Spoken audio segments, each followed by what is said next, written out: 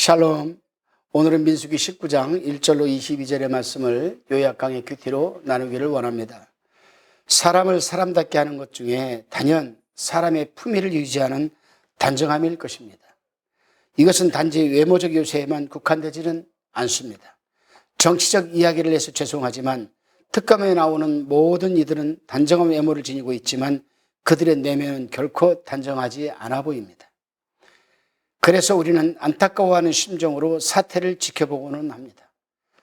죄공장인 사람은 내면에서 끊임없이 오염물질을 배출합니다. 음습한 오염물질은 우리의 삶을 지배하고 주변을 음습하게 오염시킵니다. 성경의 많은 인물도 음습함의 노예가 되지 여지없이 무너지고 말았습니다. 출애굽 후 38년간 광야 생활 중인 이스라엘 백성들의 이야기를 담고 있는 민수기 가운데 오늘 본문은 두 가지를 우리에게 가르쳐 줍니다. 첫째는 우리 모두는 다 부정하다는 사실입니다. 한 번의 샤워로 평생 씻지 않아도 되는 것은 아니죠. 동일하게 성도 역시 죄와 무관하게 지낼 수는 없습니다. 본문은 크게 두 단락으로 나뉩니다. 1절에서 10절은 속죄제를 다루는데 속죄제를 위한 제물 흠없는 암소를 처리하는 과정 중 가운데 참여한 제사장도 오염될 수 있음을 보여줍니다. 또한 본문은 사체와 마주한 사람은 부정하다고 말하는데 죽음과 무관한 사람은 없기에 이는 모든 이가 부정하다고 선언하고 있는 것입니다. 그래서 바울은 로마서 3장 23절에서 모든 사람이 죄를 범하였음에 하나님이 영광에 이르지 못하더니라고 말하고 있는 것입니다. 신앙의 출발점은 우리가 부정하다는 사실을 깨닫는 데서부터 시작이 됩니다. 이 땅의 모든 이들이 죄의 영향력 아래에 있습니다. 성도가 자신이 오염될 수 있다고 인정하는 것은 자기 객관화의 첫걸음입니다. 이스라엘 백성은 자기 객관화에 실패하여 숱한 환경을 통해 자신들의 민낯을 보았음에도 여전히 자기 과장과 자기 합리화로 상황을 모면하고자 했고 마침내 광야에서 쓸쓸한 최후를 맞이했습니다. 이들을 반면교사 삼아 주님 앞에 개인의 한계를 인지해야 하는 것이 바로 우리들의 몫입니다. 두 번째로 죄로 오염되어도 정결케 하는 방법이 있음을 깨닫게 해줍니다. 본문 10절에서 17절입니다. 그 부정한 자를 위하여 죄를 깨끗이 하려고 불사른 죄를 취하여 흐르는 물과 함께 그릇에 담고 암송아지 죄를 거둔 자도 그 옷을 빨 것이며 저녁까지 부정하리라. 이는 이스라엘 자손과 그 중에 우고하는 외인에게 영원한 율례니라. 17절에 그 부정한 자를 위하여 죄를 깨끗하게 하려고 불사른 죄를 가져다가 흐르는 물과 함께 그릇에 담고 오염된 이들은 마치 샤워를 하듯 정결 예법에 따라 정결함을 회복할 방법이 있습니다. 그런데 묵은 때를 씻는데 시간이 걸리듯이 부정함의 농도를 따라 정결을 위한 시간도 달랐습니다.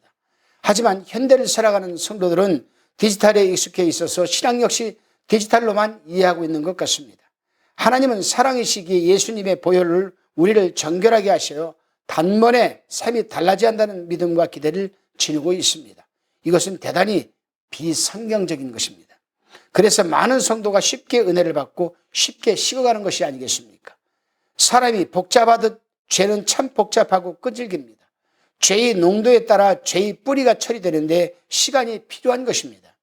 삶의 습관과 언어와 사고방식, 세계관을 바꾸고 정결해지는데 일정한 기간이 확보되어야 하는 것입니다. 한번 생각해 보시기 바랍니다.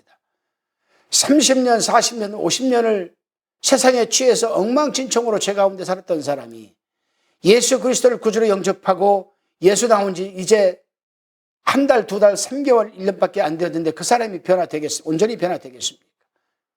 그 사람이 죄사함을 온전히 받았겠습니까? 분명한 것은 우리는 주님 앞에 가는 날까지 우리는 성화의 과정을 거쳐야 간다는 것입니다. 그래서 사도 바울이 너희는 구원을 온전히 이루라고 했습니다. 이룬 것이 아닙니다. 주님 앞에 가는 날까지 우리는 구원을 이루어 가야 하는 것입니다. 그것이 바로 성화의 과정이라고 말하는 것입니다. 부정한 사람은 부정함을 전염시킵니다. 마치 알코올이나 도박 중독에 빠진 부모로부터 학대받은 아이가 알코올이나 도박에 치를 떨지만 성인이 되어 비슷한 중독에 빠지는 모습을 우리는 볼 수가 있습니다. 부정한 것은 부정한 것을 낳고 음습한 것은 음습한 것을 양산하게 됩니다. 이를 끊기 위해 성도는 평생 음습한 죄와 다투어야 하고 싸워야 하고 주님의 빛을 말씀을 추구해야 하는 것입니다. 오늘 이 방송을 시청하고 계시는 동역자 여러분, 또 성도 여러분, 주님의 길을 예배했던 세례 요한과 예수님의 첫 메시지는 회개하라였습니다. 이는 음습한 어둠에서 빠져나와 빛이신 주님과 함께 걸어가자는 초청이자 정결하는 주님의 명령입니다. 이는 나를 살릴 뿐 아니라 시대와 민족을 살리는 유일한 방법이자 또한 길이기도 합니다. 오늘도 죄로 인해 오염된 우리를 머리부터 발끝까지 씻기기 원하시는 주님과 음습한 세상을 정화해 나가는 주님의 사람들로 온전히 승리하는 하루를 살아내시기를 주님의 이름으로 축원드립니다. 기도하시겠습니다.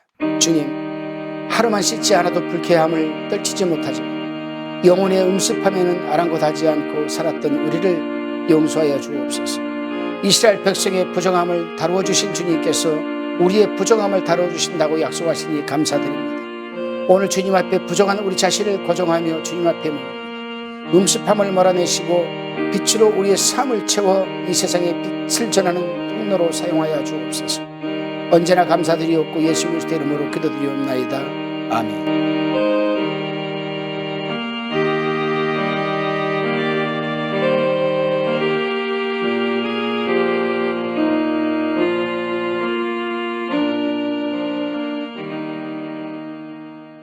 화평방송 구독, 좋아요 부탁드립니다. 감사합니다.